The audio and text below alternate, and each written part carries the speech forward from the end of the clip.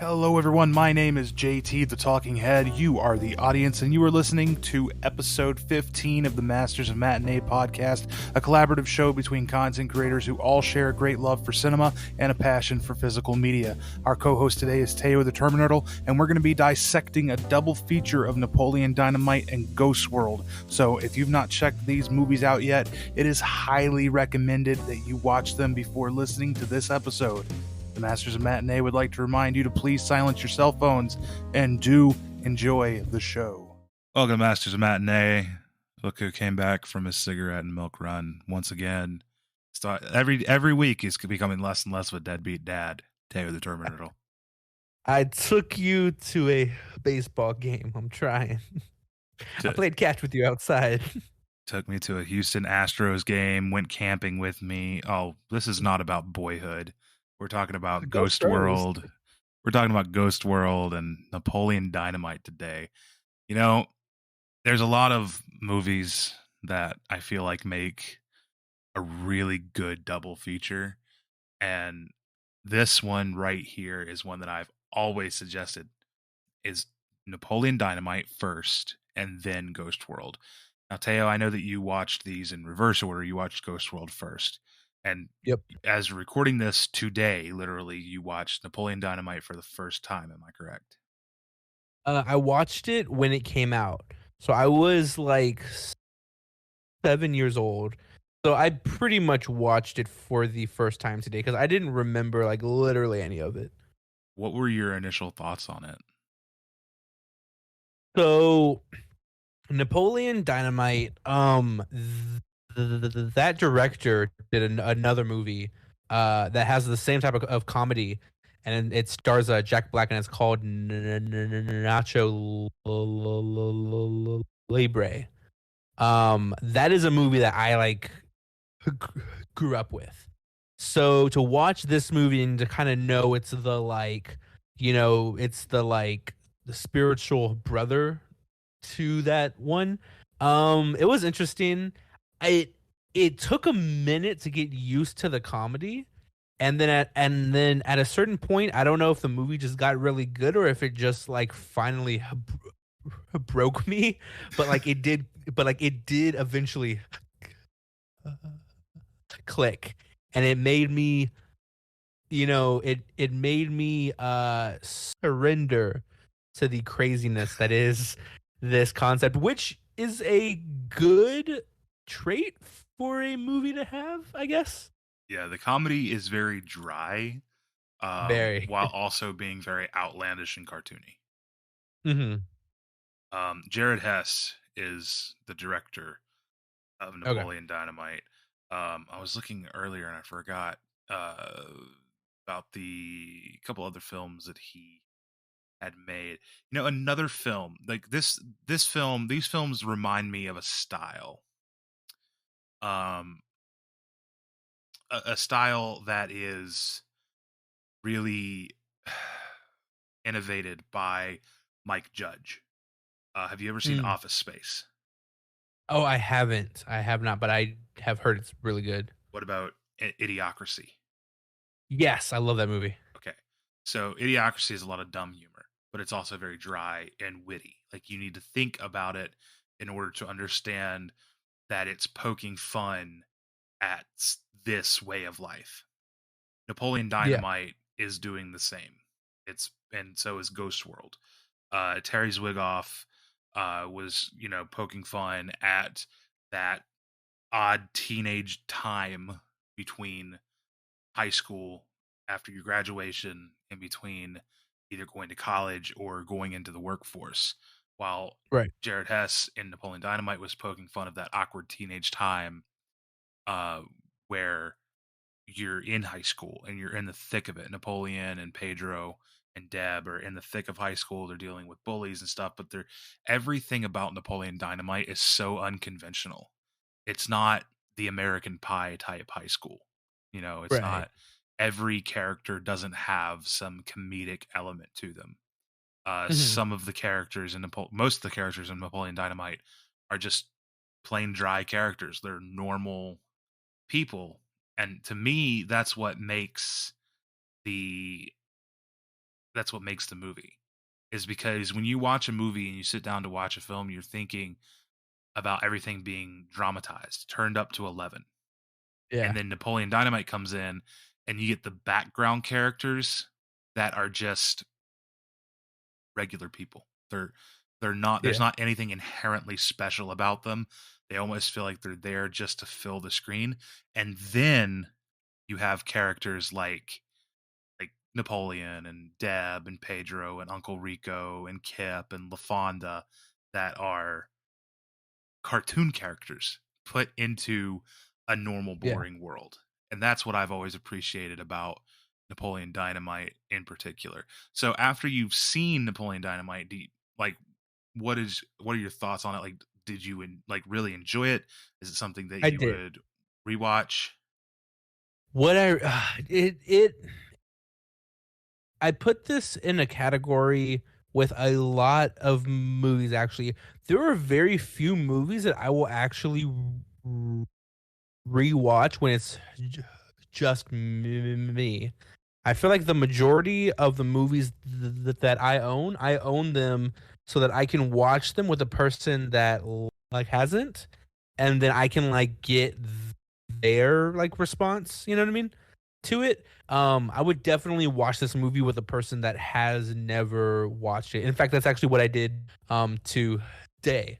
But I would definitely do that again. But if I'm just at home on like a Tuesday afternoon and it's like I have, 2 hours to kill, what do I want to put in?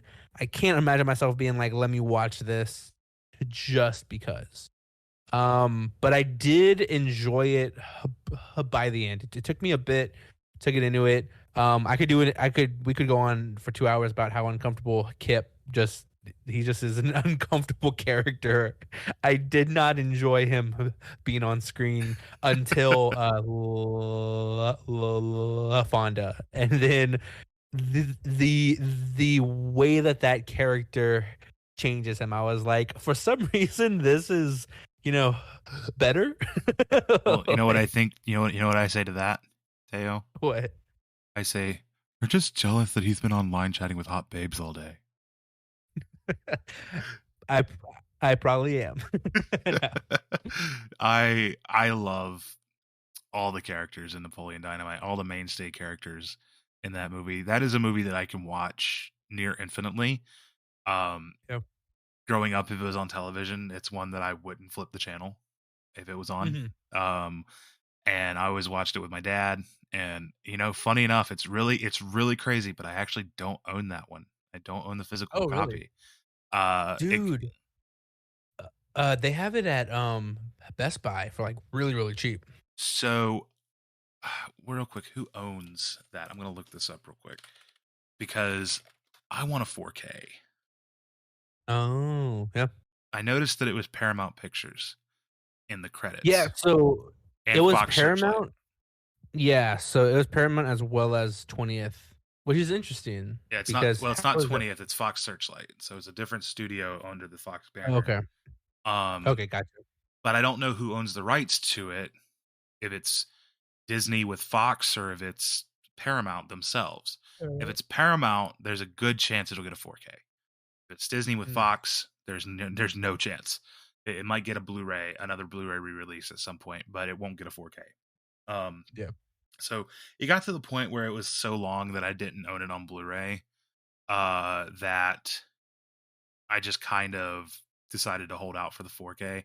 However, if I'm like out at a thrift store or something and I see it for dirt cheap for a couple bucks, I might go ahead and scoop it up. But um, yeah, Yeah. I love that movie. It's one of those few movies that's like infinitely rewatchable for me. Just because it is the humor in it, the jokes always hit for me. The and it's Yeah. because they're all situational. It's not characters on a screen actually telling jokes. They're all situational jokes. And the joke honestly feels like it's on the audience at the end of the day. Well, and one thing I will say, that whole part where he does the dance, that was a 10 out of 10 whenever me, my wife and her sister when that clip was playing, we all were like, "This is like comedy genius. Like this is like really good stuff here." Napoleon's got some sick moves.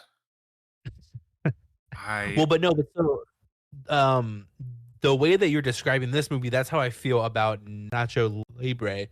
So it may have just been maybe in my head I was like subconsciously like comparing the two, you know what I mean, well, or whatnot, but it didn't click quite as hard. rewatch it again in a few months and see if it clicks even more Yeah. for you. Um, Okay. the way, all right. So the thing about Napoleon Dynamite, and here's something. It doesn't have much of a narrative. If you noticed, there's not Hmm. really a Right. story there. Right. It's like a week in the life of a geeky kid. Like it's not Hmm. much. There's no narrative there. There's no point there. I mean, there's situations that arise. Grandma gets injured. Uncle Rico moves in. That leads to that. Kip is a nerd who can only find a girl online. That leads to LaFonda. Uh, Hmm. Napoleon goes through this and that with Pedro and Deb, and ends up leading to what we're assuming he gets the girl. We still don't know if they're gonna date or anything, but I like to think that they don't actually date. Oh, I really? don't know about you. I don't think that Napoleon kind of seems like the super typical asexual kid. It seems like he Mm. probably doesn't really have those kinds of attractions. He's too into his own world and only caring about really, I shouldn't say that because that might make him sound like a narcissist. I don't think he's a narcissist, but I think that No, I mean, I think he's just so into his own world that like he he probably just doesn't notice others really, you know. yeah, that is interesting because I did kind of interpret it as like they would start to date because he did tell Pedro that he was, dating some person from like a different state or like whatnot. So like to me that was like he like has that like he wants that, you know what I mean? And he Maybe just kind of can't get it. to me, maybe it's not so much that he wants that, but that he wants to look good in front of people. He, Mm, in his mind, he knows that it would be the normal thing to have a girlfriend. yeah, And he is abnormal because he does not have a girlfriend. So he makes up this girlfriend with the glamour shot that Deb leaves on his porch when she runs away. yeah, And so he tells Pedro that's his girlfriend because I don't know, he wants to look cool in front of Pedro or what have you. yeah. I don't know. I think that overall that movie is such a fun movie, but you really have to kind of think about everything in it. And then I'm also wondering, so, and I don't want the audience to take this the wrong way. My father has always said that a movie like Napoleon Dynamite is a man's movie. And he says that because he's never met a woman who liked it. So with that thought in mind, what did your wife, and did you say that her sister watched it with you guys too? Yeah. What did they think about it? They both really enjoyed it. That being said, I have been sort of like conditioning them.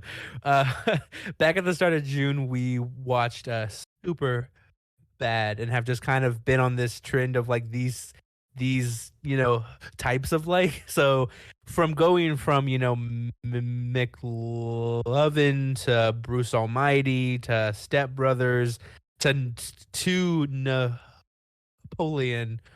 I think it was just kind of the like next step in the like de-evolution of our species.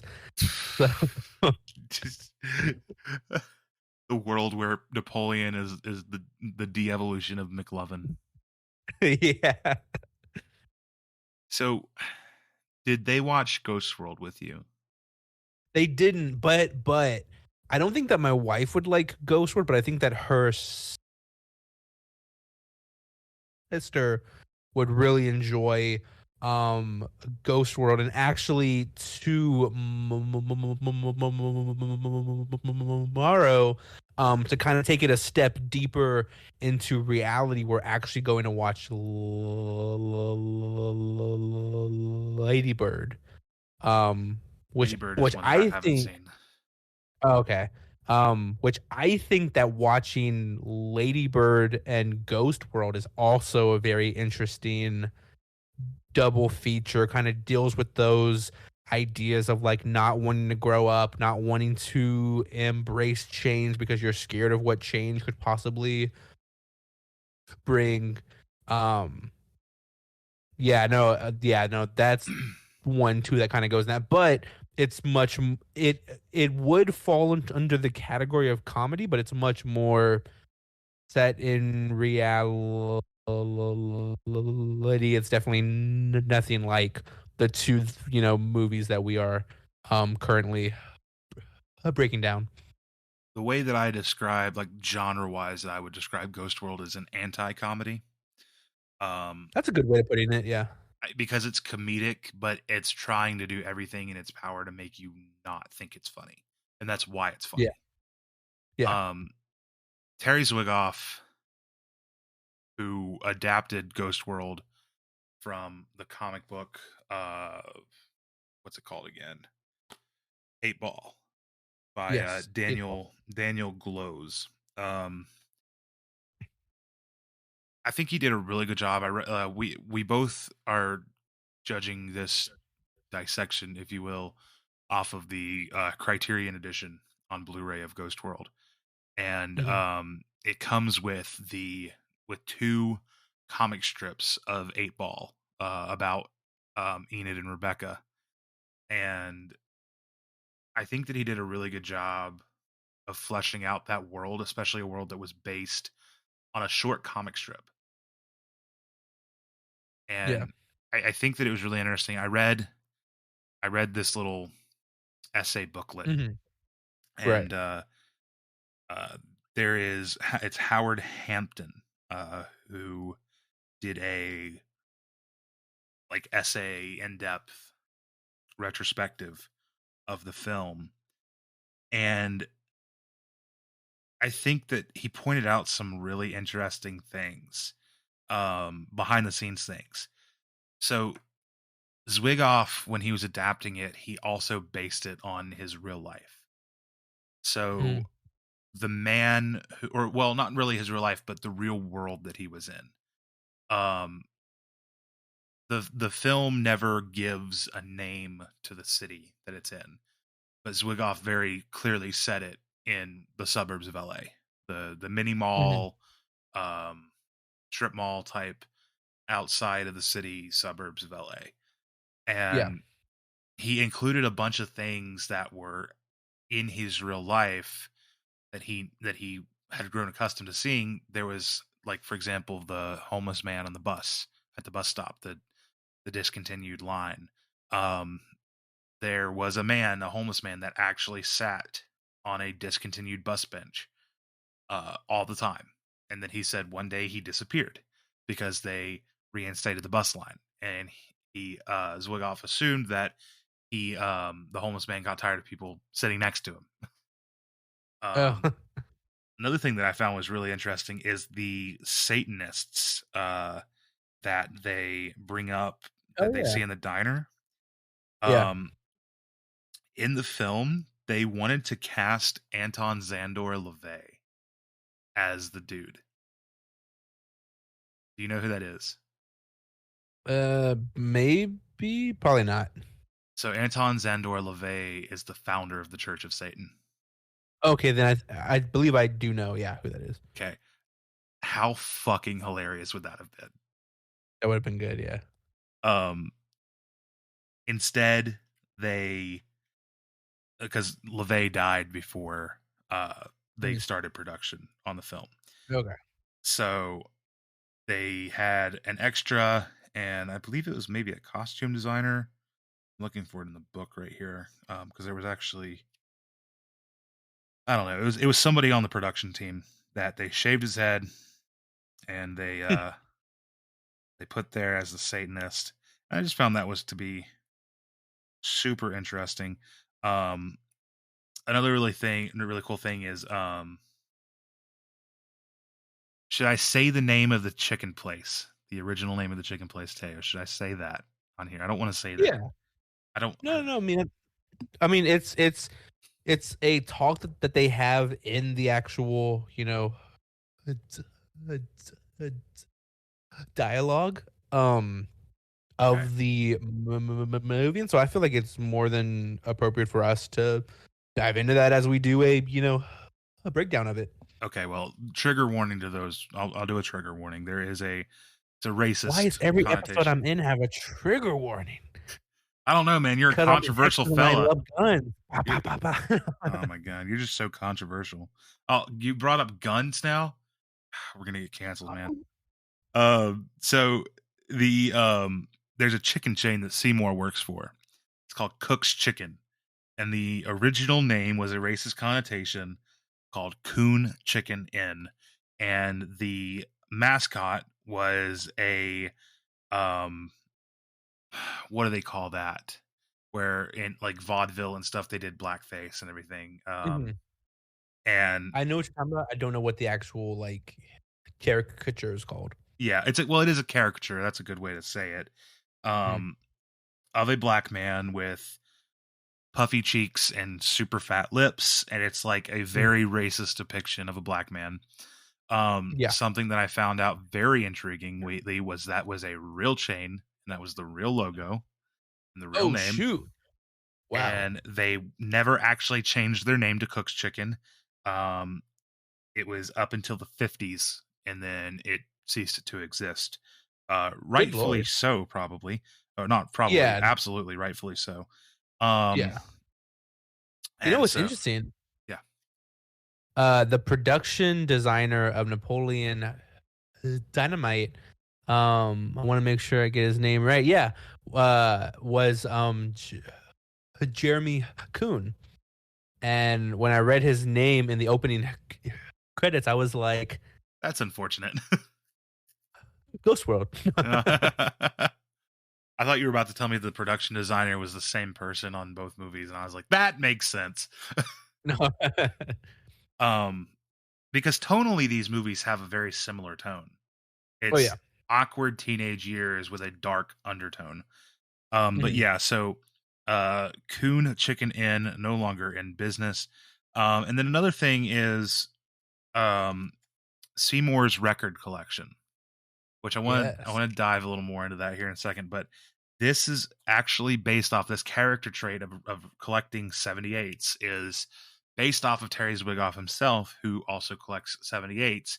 And there's a whole section in the booklet Nice. about the music, and it's an essay I by need the to director, Terry Zwigoff, check out that.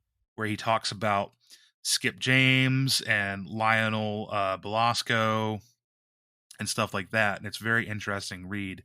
Um, so the character trait from Seymour, who's the collector, uh, is a one that comes straight from the director himself. That's Um, awesome.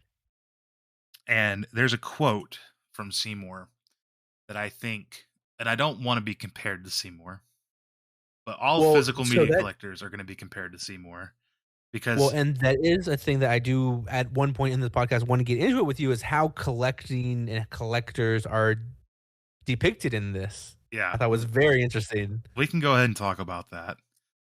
A quote from Seymour: I have about 1,578s. I try to keep my collection down to the essentials. How many of you listening, leave it in the comments, how many of you listening relate to that statement a little too close to home? How hard does that hit you right now, Teo? I know that you don't have the largest collection in the world, but I'm Mhm. sure that when you tell people who are non-collectors about your collection, they probably assume that you have like probably too many, Oh, and yeah, then you absolutely. probably tell them I try to keep it down to the essentials. I do.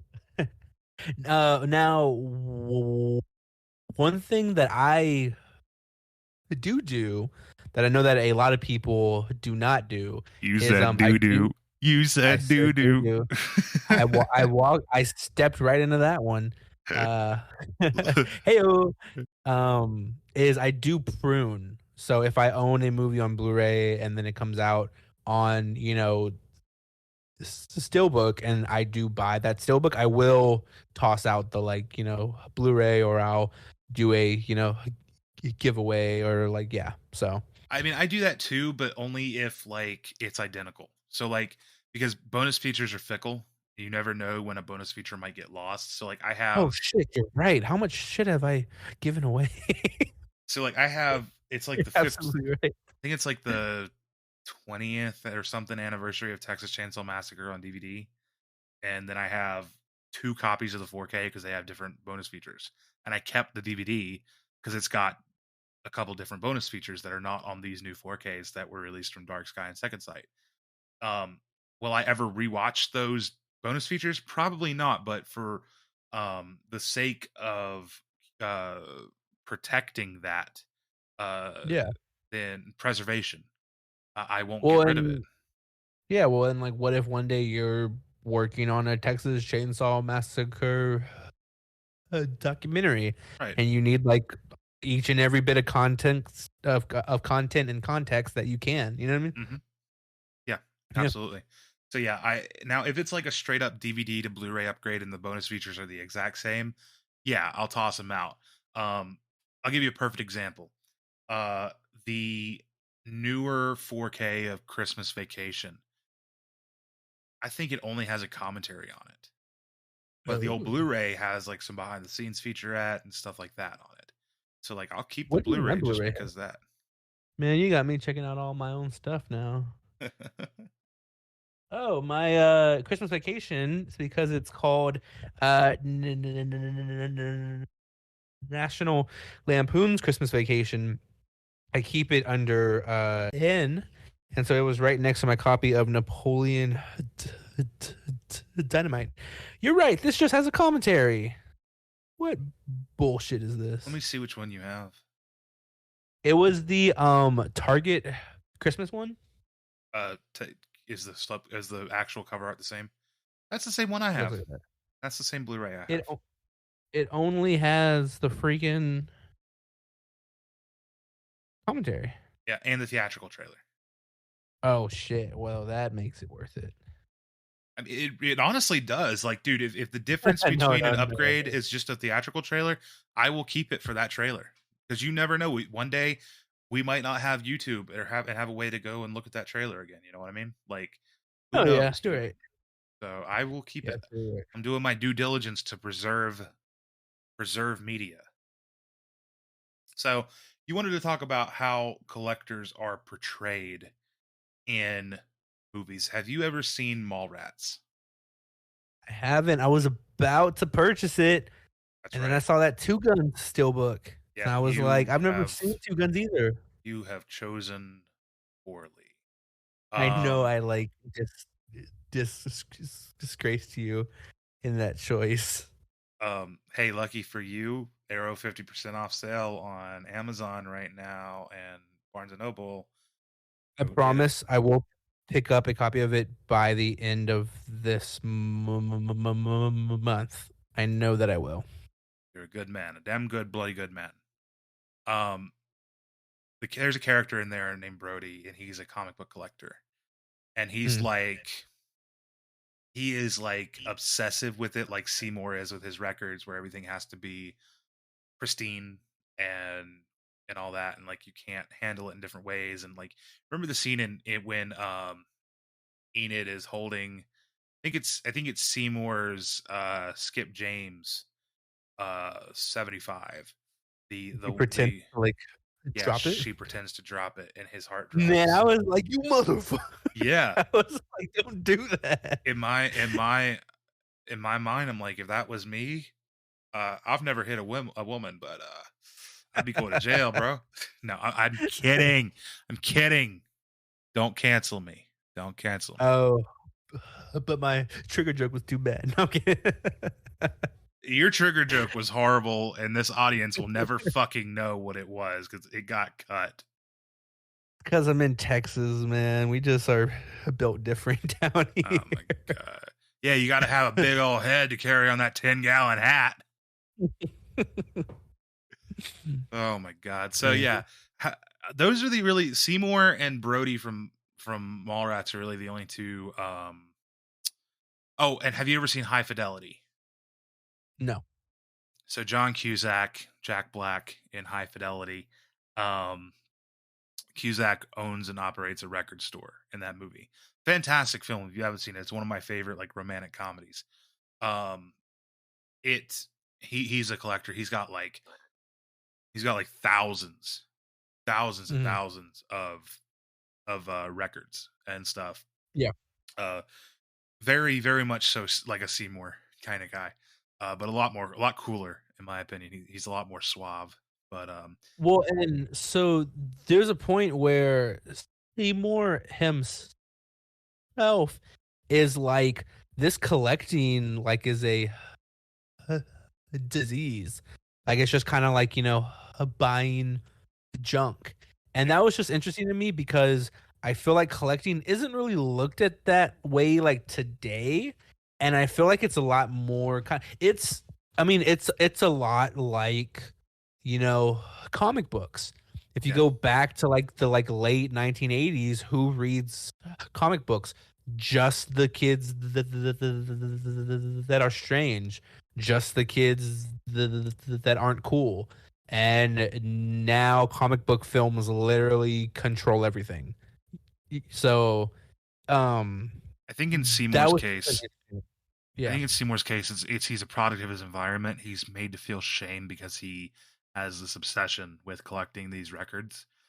yeah, Same with the weird kids in school that still collected comic books years ago. Now it's trendy to collect records and collect movies and collect this and that. It's trendy to collect anything nowadays. yeah, yeah, I yeah. think that the times changing is that we have humanity have learned the value of physically holding on to something and physically obtaining objects.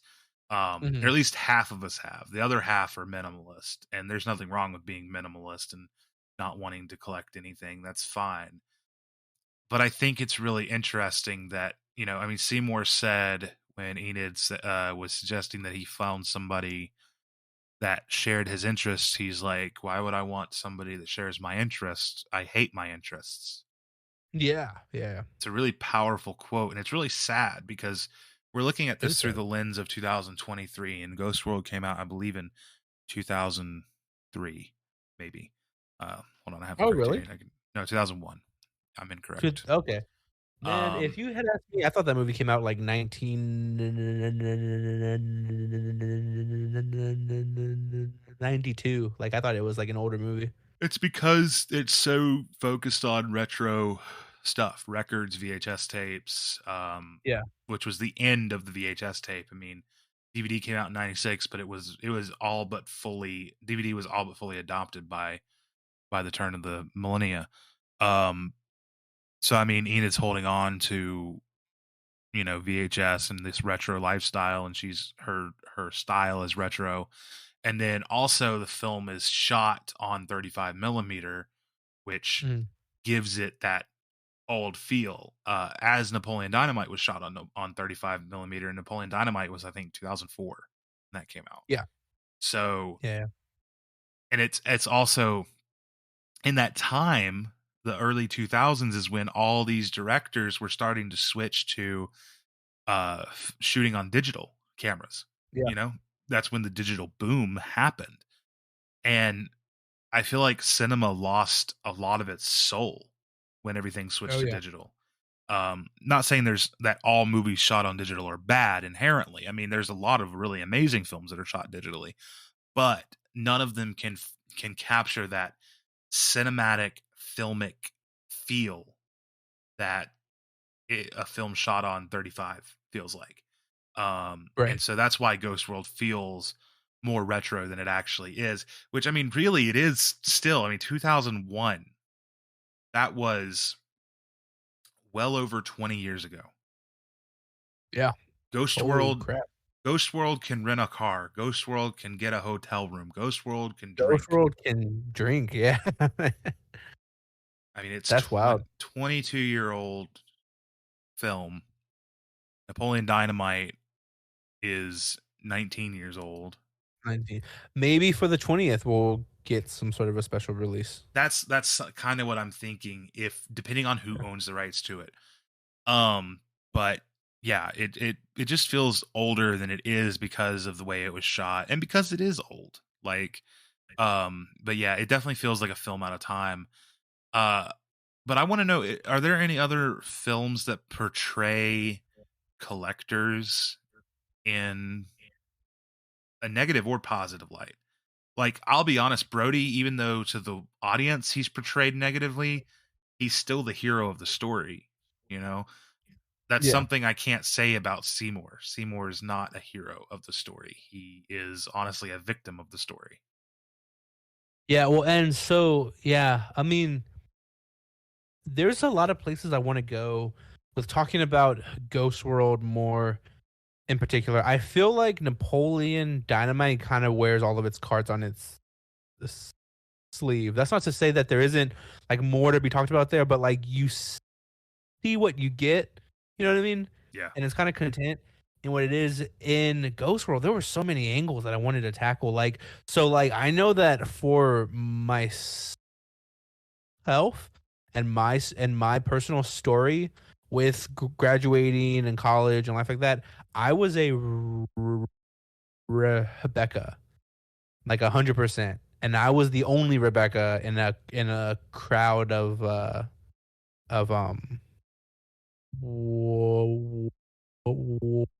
what's the Enid. protagonist? Enid. Yeah.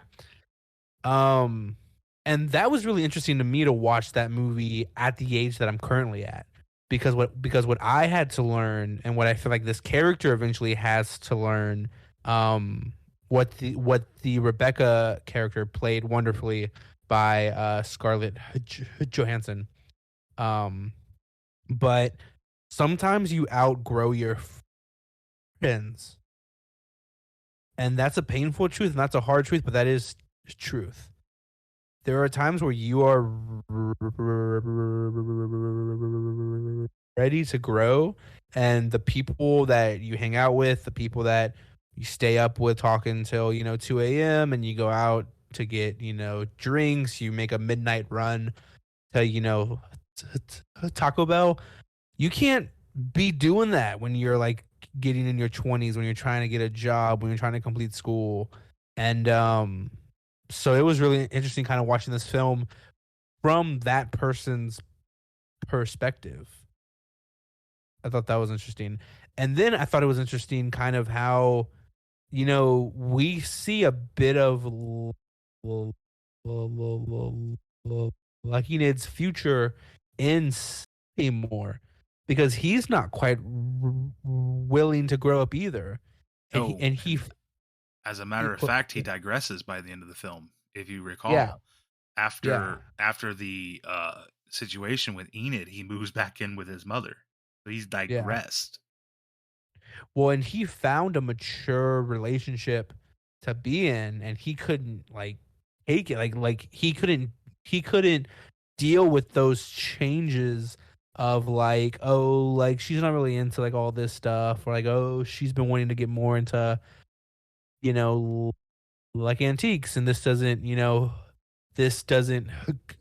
go with her tone. And he literally like runs backwards by sleeping with a like teenager Yeah. who is still in that mentality too, that he never really sort of like grew past. So do you think that Seymour would have stayed in his relationship with the woman that's his age if Enid hadn't gone and seduced him? I think so. I think that he was the type of person, he would have remained quietly non content. He only broke up with her because he cheated, not because he wasn't, you know what I mean, like Yeah. pleased. Yeah. Well, I mean, I also think that at his heart, all right, let's get this out of the way. Seymour, a 40 some year old man, sleeps with Enid, an 18-year-old girl. Ick. That's ick. There's no way around it. You could say Yeah. that she's legal and everything. Just because it's not against the law doesn't mean it's not icky. It's fucking Right. icky. Um, Right. so the one redeeming thing about Seymour is that when he did cheat on her with Enid, he went and broke it off. And I don't think that he did that as because he maybe necessarily thought that he and Enid were going to be a thing, which he did. He did think that he and Yeah. Enid were going to go forward and have a relationship. But I think that overall, I think he would have done that even if Enid had stormed out and said, "I'm never talking to you again," right then and there after she slept with him, because I don't think that Seymour would have been able to hold the guilt of having cheated on this woman. Yeah. That's to me, that's the one like redeeming quality about what he did. Other than that, what you're saying, I absolutely agree with. He was not mentally mature enough to handle that relationship. Yeah, no, it's just been really so this film in a way has kind of fit with a lot of movies. Just for some context, I bought like 28 movies during the July Criterion thing, and a lot of the movies that I've been watching from that collection that I purchased are about change. They're about growth. So like I had just watched, Dazed and Confused, and then I think the movie I had watched right before Ghost World was the Virgin Suicides. So to go from Dazed and Confused to Virgin Suicides to Ghost World are all films about change and how people process that change. And one is a stoner comedy, one is a bleak drama, and then one is, as you put it, a like anti comedy. Not to So, mention, so not to mention Boyhood, which is a not to mention Boyhood. perfect Yeah. example of change and growth. So I've been doing a lot of growing and changing lately. It's been interesting. Do you feel? See, for me, I feel like when I watch a movie, I always take something. If it's a good movie, and it sets out to accomplish something, I always take that I personally have learned something from each film that I watch, and I grow from it. So, with all of these movies that you've been watching with this underlying theme of change and growth, do you feel you yourself as a person growing or thinking any differently about life and how you handle situations that arise in your own personal life? Well, we have recently moved. So my wife and I are at kind of like a new chapter in kind of our lifelong journey together. We've been married now for almost 2 years. It'll be 2 years in October. And so we're not like newly like weds, but we're not like, oh, we've been doing this for 10 years. Um, so there is just a lot of like, oh, like we've never experienced this before. We've never experienced this. Like there are still those new experiences coming. I feel like what a lot of these movies have done, especially Ghost World, is they sort of let me know that the changes I've made in the past that have affected my life where I am right now, they've assured me that I made the right choices. And that's kind of what I was saying with like I am like the Rebecca in this, within this story is I had just without getting too into it, I had a group of friends that I was extremely close to since I was like 12. And as we were getting older, I realized that I was wanting to grow and expand and get a new job and start my own business. And I got engaged and things like that. And they kind of weren't growing. They were still at home in their parents' place, not really working. But also because not to say that there's anything inherently wrong with that, because we are all on our own paths, and sometimes that is a requirement, but they were content there. Like there was no like, oh, like I want to get a place, like I want to get a job so I can start, right? You get what I mean? To kind of like they were content and kind of being, stagnant. And so as I moved into this next kind of chapter of being a grown up, I I cut them off, and it was kind of hard because I had known them for as much, time as I had, and I did kind of always question like, did I make the right choice? And the movie Ghost World told me that, yeah, like I did. So that was interesting to me. And that's kind of what I've been dealing with. And then I went and stalked one of them like on Instagram, just kind of see what they've been up to. And I realized that one of my friends, his the dad passed away. So it's like I'm like, should I reach out? Like, but it's been like 2.5 years since we've talked. Like, it's just so there's been a lot of like retrospective things that I've been sort of looking back on and contemplating. So it's been really interesting to watch these movies like, you know, Boyhood, like Ghost World. Um, I think that I don't really know what's of it. I think I might relate more to Enid in Yeah. that aspect. When I finished high school, I don't know. I was in a hurry for independence. I mean, I was on what's called second chance through my senior year, where it was like an alternative type school where I could do it online and shit to finish high school in my own time, and Mhm. it was actually a really great program because when you finished it, you actually got an actual degree instead of or a diploma instead of a GED. Yeah. But it was very similar to the GED program, and so like I was in that, and while I was in that was when I was also making my first film.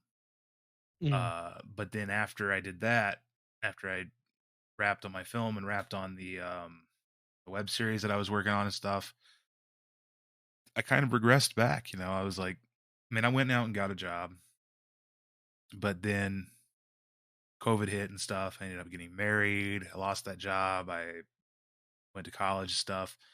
It just took me a while to get there, and Yeah. I'm still growing. I'm still getting there. Um, and movies can change your perspective on a lot of Oh yeah. things. Um, to me, nothing changes your perspective more than the events that happen in your life around you. But a close second to that is the media that you intake. Any media that you intake is going to change your perspective. So if you spend all day watching the news, you're probably going to have a pretty bad outlook on life because you're seeing all that negative stuff happen all the time. Oh yeah. If you're spending all your day on TikTok, you're going to probably have a pretty dumb outlook on life because you're seeing all that dumb stuff all the Yeah. time. I'm just kidding. I love you, TikTok. The only reason we're here is because of TikTok. But But now that we're not on TikTok, fuck TikTok. but no, like I mean, I watched Darren Aronofsky's The Whale, and if I hadn't watched The Whale, this podcast wouldn't be a thing. It made me Yeah. want to change my life and do something worthwhile with life, you know? Yeah. So it's really interesting to hear you talk about how you related to being Rebecca, um, and how you're able to look at Ghost World not so much in a relatable way, but more of a retrospective way on your own life. Mhm. I think that's really interesting because I look at it more of a relatable way with Enid. Not of course not with everything, but yeah, so like Enid to me is a character that is a piece of shit. Yeah. I I hate her. I think that she is the embodiment of chaos, of unmatured, unadulterated chaos. Her immaturity is dangerous. It hurts the people around her. It hurts her father. It hurts her best friend Rebecca. It hurts Seymour. Um, you said that you think that Seymour would have stayed in an ill-content relationship if Enid hadn't seduced him. Yeah. But I think that Seymour would have been a much happier person, the happiest Seymour he could have been if he'd never met Enid in the first place. That's just my take on it. I Mm. see her as this chaotic thing. How do you think what do you think about Enid and Seymour's friendship? Not the relationship, not the sexual The stuff. friendship. Yeah. Just the friendship and take the age factor out of it, like to the Yeah. point of no, don't take the age factor out of it, but just take the ick out of it. Because Yeah. yeah, it is icky for a, you know, 30 late 30s man to be friends with a teenage girl. Keep the age factor but take the ick out of it and tell me what you see. I was conflicted because I feel like I'm very what's the word? I'm very agreeable with whatever the movie wants me to do. So when I watch a movie, yes, if she was an actual person, I would want nothing to do with her. Because she is the film's protagonist, it's like let's go along with this. Like let's hope that she gets everything that she wants. Like that's where like my brain goes. So I enjoyed watching them on screen together because the characters enjoyed being in each other's presence. That's kind of what like I'm trying to say. But at the same time, I saw the red flags. Whenever they go into that store and she's like, "Oh, like you have to like give me the money to, purchase this." Like she is clearly using him, but he is not as clearly using her too. He is kind of getting off on this young girl looking up to him Yeah. and like wanting to kind of drag him around, and he's willing to do that whole kind of like, wandering puppy thing He's because almost he's getting some out of this too. he's almost like a cuckold. Yeah. It's in a weird way, it's like a symbiotic but parasitic relationship. Yeah, he's simping on her hardcore. Yeah. And the scene that Teo's referring to is when Enid drags him into the porn store, the sex shop, and makes Mhm. Seymour buy her this latex Batgirl dominatrix mask, Yeah. which to me is a hilarious scene. But when I look at their relationship, so Enid is an artist, and it's revealed in the end of the movie that she sees Seymour in this light that's heroic. I think that Seymour is her muse.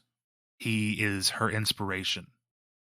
Um, she aspires to be like him.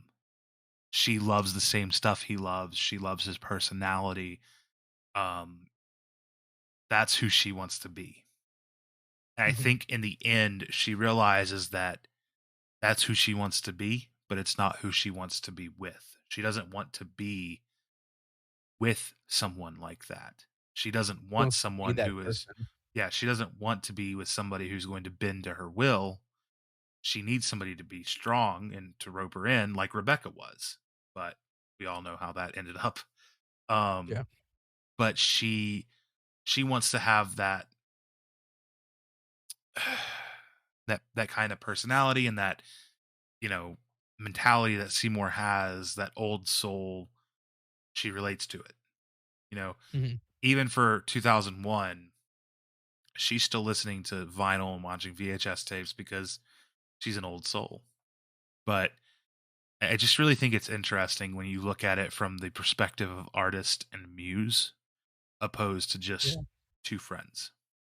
Well, and no, that's absolutely true because we can't talk about the relationship without talking about how their relationship came to be, which is that they saw a um a like quote in the like classifieds that this guy was looking for a person he had met, very brief encounter. He gives his contact information and they call him kind of as a joke just to see what it would be like for him to come up and him to, go to this, diner. And then, he comes, they watch him from a distance, they make their jokes, they have their fun, and both Rebecca and Josh are like, okay, well, th- that's it. Like we've had our fun, now let's carry on, and it's like Enid, who's like, well, let's drive after him, let's see where he is, and then let's go back to his place, try and track down his apartment. Like Like she's wanting this to continue. Yeah. That personal ad, I have it pulled up here. It's to me, this is freaking hilarious. Quote, "Do you remember me? Airport shuttle, June 7th. You, striking blonde with yellow dress, pearl necklace, brown shoes. I was the bookish fellow in the green cardigan who helped you find your contact lens. Am I crazy, or did we have a moment?" It's so funny, but it's also so cute and sad at the same time. Well, yeah. Well, and it's like that's actually kind of plausible. Like if you've seen the movie Sleepless in Seattle, like you can kind of like help somebody find their contact lens, and then maybe you get to talking, and then maybe you grab a bite to eat, and like it can kind of like snowball out of that. But the way that the film presents it is like, who the hell would he ever? You know what I mean? Like that sounds so, yeah, Yeah. pointless. Yeah. I think Ghost World is just a very awkward film at its soul. Um, I want to talk, or we're gonna cover two more subjects, and then we're gonna kind of wrap it up here. Okay. Um, I want to know what you thought about the ending. It was left very ambiguous to the audience to decide. There's multiple Yeah. possibilities that we can draw from what actually it was the bus coming back into function was representative of. I want to know what you think about that. Well, so you told me kind of your interpretation of it, which I thought was interesting. Yeah. But to me, there was nothing in the movie prior to that that had hinted at there being like a metaphorical explanation for the visual style. So I really took it as a literal, like she she got on a bus and tried to skip town. And maybe she moved somewhere new and started a brand new life. Maybe she just rode the bus until it came back into town, you know what I mean? And dropped her off, and nobody even knew that she was gone. I think that's kind of more the way that I interpret it. I think she just got on the bus. It was like a 2 hour trip because she had a bag packed, but it was a very tiny bag. And I think she just kind of wanted to pretend. I think she wanted to pretend that she was gonna leave and pretend that she was going off on her own. But at the end of the day, she came back. I think she came back to just being at home, staying with her dad and Maxine, who seemed like the kindest person ever, that she just like could not stand. Um, Her mortal enemy. yeah, that was the way that I took it. Honestly, now that I'm talking about it with you, I don't actually think that she really went anywhere. So my interpretation of it comes from the name of the film itself, Ghost World, and the fact that this bus never runs. It's the sign on it is plastered that it's discontinued line. Um, I think she killed herself. I Yeah. think that the whole movie was either that she was the only living person, the only sane person in a world full of ghosts, or she was the ghost the whole time. Not saying that she was dead the whole time. This isn't the Sixth Sense. No shamalama ding dong in here. But I think that she Not killed yet, anyway. herself at the end because she was so self-destructive. Yeah. Everything she did in the movie, as much chaos and destruction as she caused to other people in the world around her, uh, she hurt herself the most. Um, Screwed herself out of, or intentionally tried to self sabotage them getting the apartment when she dyed her Mhm. hair. Self sabotaged her friendship with Rebecca. Sabotaged her friendship with Seymour. Sabotaged her relationship with her father. Sabotaged her job at the movie theater.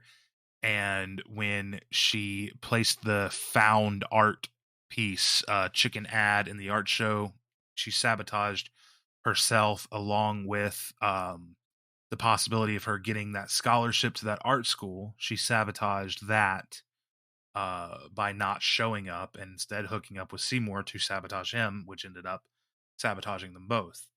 I said sabotage way too many times in that thought process, but What is this? A freaking Beastie Boys concert? No, okay. but no, I think that her getting on the bus, she bought the ticket, she took the ride, and she ended it. That's one way of interpreting it. I can also see where you're coming from. She Well, definitely seems like the kind of girl yeah, that would get on a bus and just dream, or that she would leave town for a while just to get attention, or whatever. yeah.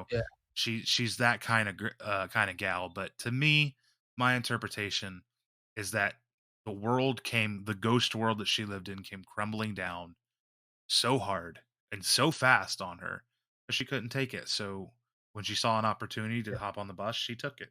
And to me, that showed her ending her life. I'm probably Well, wrong, and but now that you explain it like that, though, that makes a lot of sense. That makes a lot of sense. And then you're right. Like, why is it called World? And like, what I immediately think of is like ghost town, right? Well, a ghost town is a town that's completely empty. It's a town that used to have life, and now people have moved on to bigger and better places.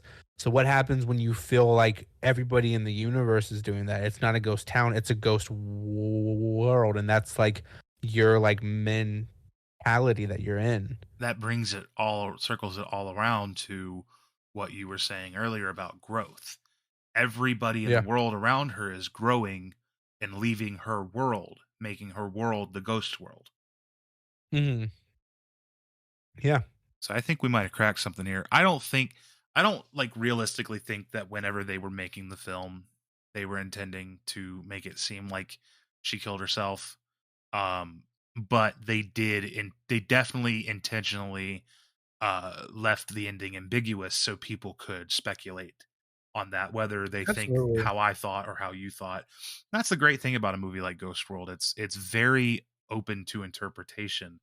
And it's that interpretation for each individual person is going to be very dependent on your own life. Like you said, you're a Rebecca. Like I said, I'm an Mhm. Enid.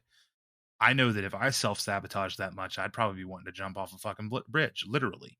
Like I've been Yeah. there. I've been to the point where my life has got so fucked that I wanted to kill myself. I've had that gun to my head, not proverbial, literally had that gun to Yeah. my head. Like it's not a fun place to be in the ghost world. You know what I mean? So that's how my life experiences and my perspective have morphed my interpretation of the ending of this film. I had a really good time with it though. I had a very good time just like sitting on my couch watching this movie play out. So is this a movie that you would rewatch at some point? Yes. Okay. Yeah. And are you glad that you now own it physically? I am. I can say apart from one, I'm like happy with all the Criterions that I've owned that I have watched. I still have like about 10 of them that I still need to watch. But the ones that I've watched, with the exception of one, and it's not that it was like a bad movie, but it was like I probably didn't need to like purchase this. I could have like watched this once and just been like, all right, cool. What movie was that? Just real quick. Hotel du Nord, Gotcha. which is one I was really pumped to check out. And then I did, and I was like, not as good as the back description made it out to be. So I want to know. So you mean obviously you're glad you bought it? You would rewatch it on Yeah. on a 5-star rating. What do you rate it? Ghost World, I give it a strong 3.5. 3.5. I believe. Let me look on my Letterboxd. I believe that's what I rated it to. Are you logging your movies on Letterboxd, Mateo? And then I've watched like 10 movies since the last time I opened up that app. Tisk, tisk, tisk. Yeah, I rated it 3.5 as well. All right, so you rate it 3.5. I rate it Mhm. 3.5. What are your final thoughts on it as somebody who just watched this recently for the very first time? What do you think I mean, you said the overall message is growth and everything, but what if you were going to show this to like a friend? What do you Mhm. think they would? What would you hope they get out of it? And what are your kind of final closing thoughts on Ghost World and Napoleon Dynamite and their correlation? So Napoleon Dynamite, I would give 4 stars because as weird as that movie is, I feel like it's more digestible. It's more tangible. Wait, so you give Napoleon Dynamite 4 stars, give Ghost World 3.5, but you're Yeah. saying you wouldn't go back and really sit down to rewatch Napoleon? Yeah. Yeah, yeah. You Because weird. because I rate yeah. Because I rate movies stupidly. Um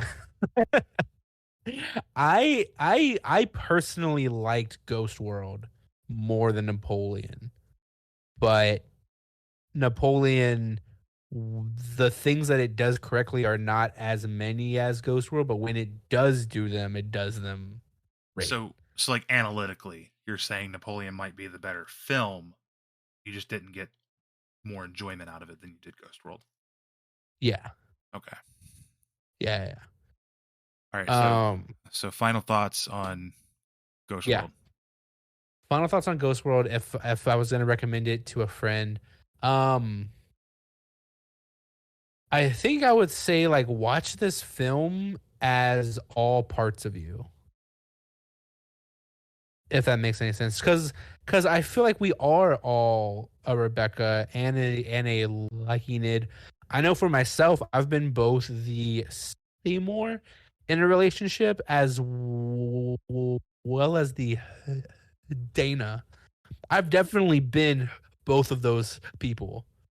Um So like watch this movie with like all the different parts of you. I feel like we all have like 10 people up here and they all kind of take turns. There are Um two wolves that live within us, one that is angry and one that is peaceful. The one that wins is the one that you feed. and yeah, like I feel like just watch this with all of your different compartments and like the version of you that's a student and the version of you that's a teacher and the version of you that's growing and the version of you that is grown. You know what I mean? I agree. Um, Watch it as a both a retrospective of life and an introspective of self. yeah. Well, and that's been really interesting for me too because I am the baby when it comes to my family. My wife is the oldest, so all of her siblings are teenagers. So they look up to me. They see me as a like grown up. So it's like if we spend one day at her parents, one day at my parents, I immediately go from being the responsible one to the kid. And it's like it's just like a really kind of interesting place to like be in. And I feel like Ghost World was like taking that concept and putting it within like a script and characters and like all that. So And there you have it. There is our somewhat dissection of both Napoleon Dynamite and Ghost World. More Ghost World. I think that we set yeah, out originally to do Ghost World more, and then Napoleon Dynamite kind of got tacked on before we a couple days before we started the episode because I recommended it to Teo as a double feature. Do you think it works? They work good as a double feature? I think so. Yeah. And then I need to watch Lady Bird too. Maybe I'll have a triple feature on my hands. Oh, if you want to, ooh, if we do a dissection of Ladybird, okay, we need a freaking charcuterie board. We need little, cheeses. We need a good wine pairing. We need to get like sophisticated. You know what I mean? Well, maybe for our next episode we'll dissect Lady Bird. I have yet to see it, so maybe that's coming soon. Good morning. And good night. That was a super fun episode. I got to say, I absolutely love sitting down with Teo and having these in-depth discussions about movies. But hey, we'd like to thank everyone who has been listening along. I'd like to remind you to go ahead and follow Masters of Matinee on YouTube, Spotify, Apple Podcasts, and Google Podcasts. Special thanks to this week's co-host, Teo the Terminurtle, who can be found on TikTok and Instagram at Terminurtle. Don't forget that all 4 Masters are now on Letterboxd. Come see what kind of movies we've been watching. Make sure to leave a comment and let us know that you listen to the show. Their links can be found in the description. Remember to also follow me on TikTok, Instagram, and YouTube at JT the Talking Head. Thank you all so very much for listening to this awesome collaborative effort between 4 guys who just want to talk about the things they love, movies and physical media. Be sure to join us next week and every single week on Blues Day Tuesday. Hope you enjoyed the show. We'll see you next week.